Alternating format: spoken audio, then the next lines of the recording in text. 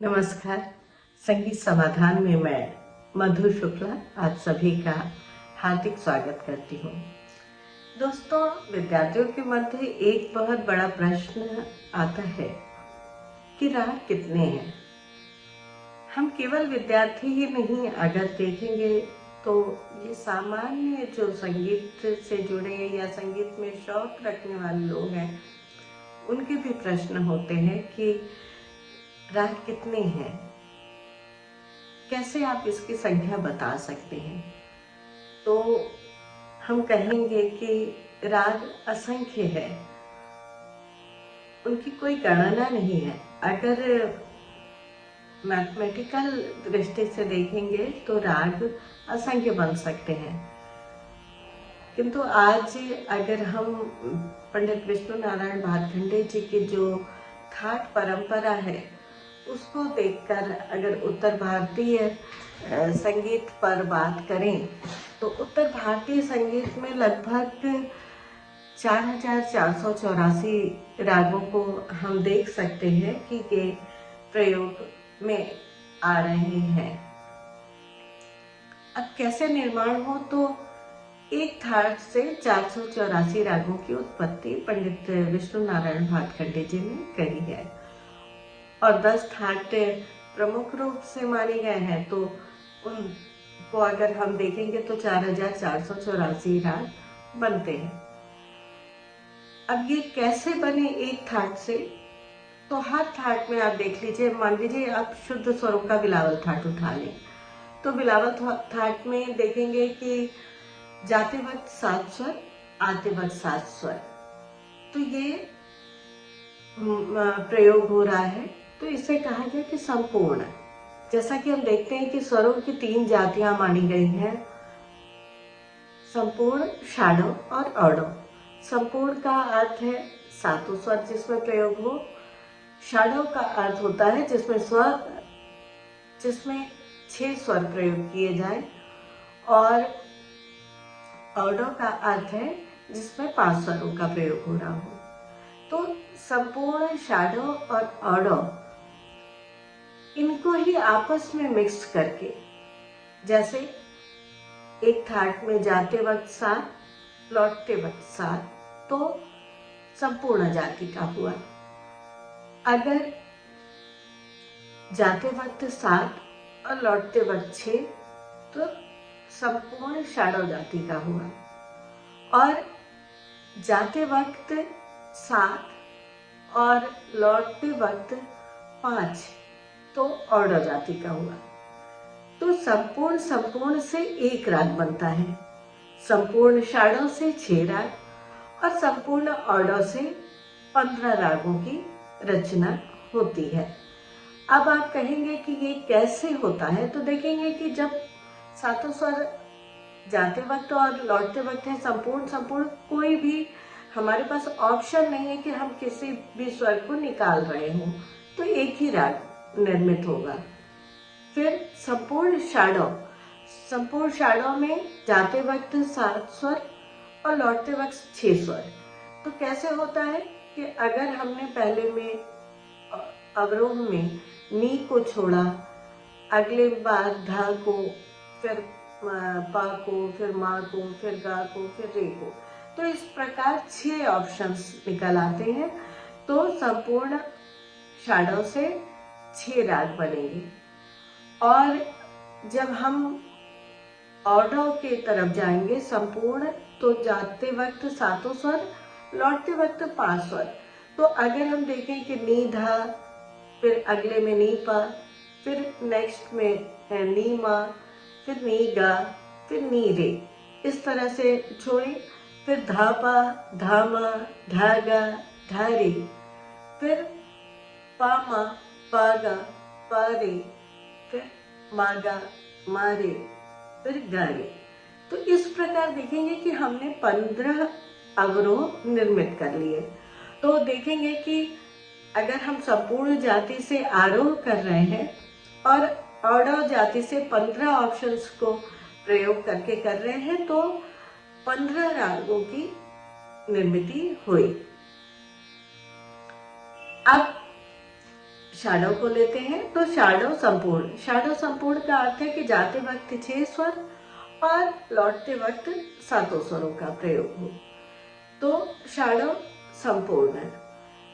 Shadow में पहले रे छोड़ा, फिर गा छोड़ा, फिर माँ छोड़ा, फिर पा, फिर धा, फिर नी, इस प्रकार 6 ऑप्शन बन गए।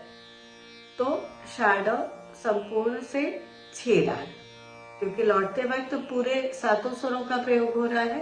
अब दूसरा आता है शाडो। ये बहुत समझने की बात है, क्योंकि इससे 36 रागों का निर्माण माना गया है। अब 36 कैसे, ये मैं बताती हूँ आपको। कि अगर पहले आरोह में शाडो अगर आरोह है तो उसमें रे गा मा पा धा नी करके आप 6 राग बना सकते हैं, 6 रागों का आरोह। और नी धा पा मा गा रे, इसको एक एक छोड़ के आप 6 राग ऐसे निर्माण कर सकते हैं। अब पहले आरोह को अगर हम 6 अवरोह से जोड़ दें, किसी में नी छोड़ के, किसी में धा छोड़ के, किसी में पा छोड़ के, तो आप देखेंगे कि आपके 6 राग बन गए। फिर दूसरे ऑप्शन को उठा लें, जिसमें हमने मान लीजिए गा को छोड़ा है, तो गा आरोहात्मक क्रम में छोड़ के हम सारे अवरोह से जोड़ देंगे तो 6 और बन जाएंगे। इस प्रकार 6 जो आरोह है उसको 6 अवरोह से अगर हम जोड़ देंगे तो 6 × 6 = 36, तो 36 रागों की रचना हो गई। इसी प्रकार अगर 6 आरोह बनाए और 15 अवरोह बनाए, जैसा मैंने पहले बताया है कि नीदा नीपा नीमा, इस तरह से छोड़ के 15 ऑप्शन बना लिए। अब 15 ऑप्शन को उसी तरह प्रयोग करेंगे कि आरोह में 6 स्वर और अवरोह में पहले अवरोह से जोड़ा, दूसरे से जोड़ा, तीसरे से जोड़ा, चौथे से जोड़ा, तो ऐसे करते करते 15 रागों का निर्माण हो गया। जो शाडो औडो है, तो आपको मालूम है कि 15 6 90, तो 90 रागों की उत्पत्ति मानी जाएगी। 6 आरोह जा रहा है और 15 अवरोह है, तो सबसे जोड़ते जोड़ते आपस में अगर हम उसको मल्टीप्लाई कर देंगे तो 90 राग बनेंगे। तो जो इस एक निर्माण औडो जाति से होता है, उसको हम जानते हैं कि औडो संपूर्ण। सबसे पहले जो ऑप्शन आता है कि जाते समय रेगा, रेमा, रेपा, रेधा, रेनी, फिर गामा, गापा, गाधा,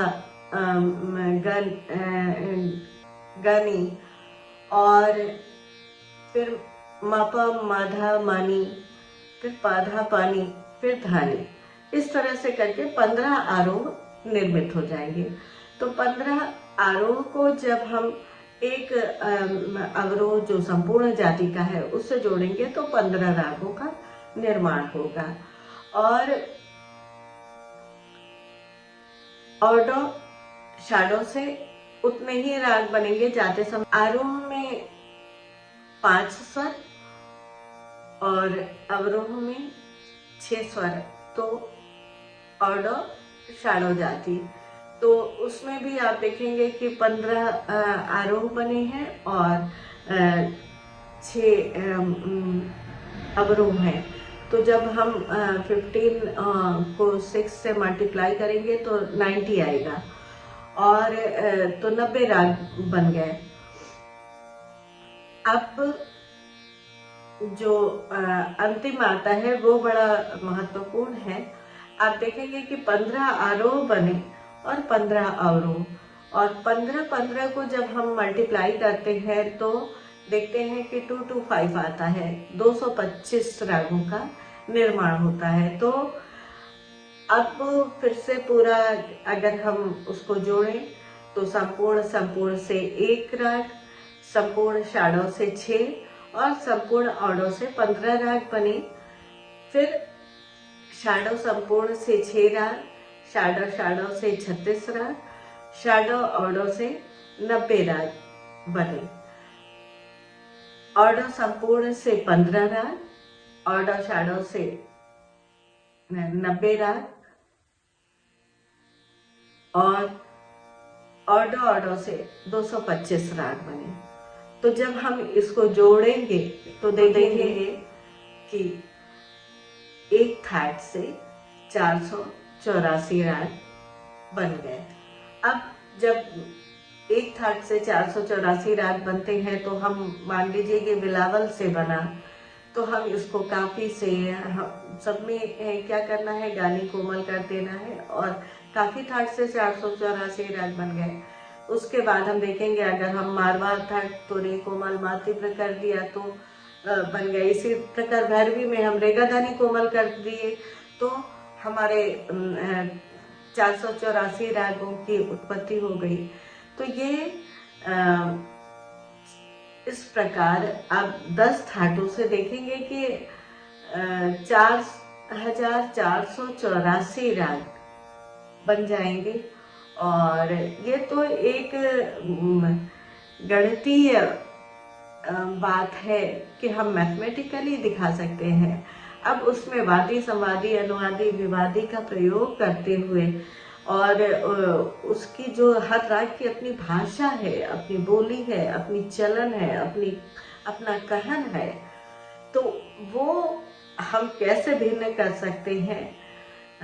इसलिए मतलब थोड़ा मुश्किल तो है 4484 रागों का निर्वाह करना, किंतु टेक्निकली तो हम इसको प्रमाणित कर सकते हैं कि एक थाट से 484 राग बने तो 10 थाटों से 4484 और 32 थाटों को जोड़ेंगे तो फिर और भी बहुत सारे रागों का निर्माण हो जाएगा।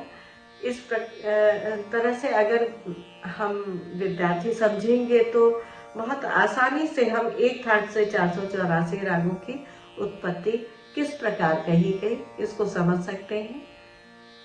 नमस्कार।